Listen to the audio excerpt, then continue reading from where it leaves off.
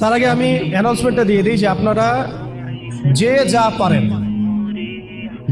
পারেন মানে এক গ্লাস পানি হলেও, এক প্লেট খাবারের টাকা হলেও, একটা জামার টাকা হলেও, মেডিসিনের টাকা হলেও, বা আমাদের একটা উদ্বাস্তু পরিবারকে একটা টেন্ট করে দেওয়ার টাকা হলেও, যা পারেন আল্লাহর রাস্তায় এখন থেকে সাদাকা করার নিয়াত করেন, সাদাকা করেন।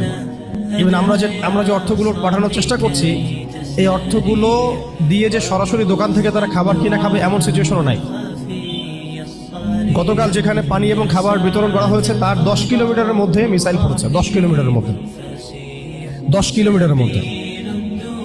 তো আমি জিজ্ঞাসা করলাম যে আপনারা কিভাবে তাহলে খাবার মেক করছেন। তারা সেখানে খাবারের যে ম্যাটেরিয়ালসগুলো আছে, কিছু ম্যাটেরিয়ালস যেমন কিছু চাল বা কিছু ডাল বা কিছু শস্য, এগুলো কোনো কোনো জায়গায় উৎপন্ন করা যায়, হচ্ছে। আবার কেউ হয়তো ত্রাণ পাঠাচ্ছেন, কেউ সেল করছে। সিচুয়েশনটা খুব ডিফিকাল্ট, এটা বোঝানো যাচ্ছে না। সেগুলো তারা নিয়ে খাবার মেক করে, খাবার তৈরি করে family to family, door to door খাবার পৌঁছে দিয়ে আসে। এমন না যে আপনি সুপার শপে গেলেন, খাবার নিলেন, চলে আসলেন। তাই আমি আজকে, এর আগে হয়তো এভাবে আমি আহ্বান করি নাই, বাট আজকে এভাবে খোলামেলায় আমি পুরো দেশবাসীর কাছে আহ্বান করছি, অনলাইনের মাধ্যমেও।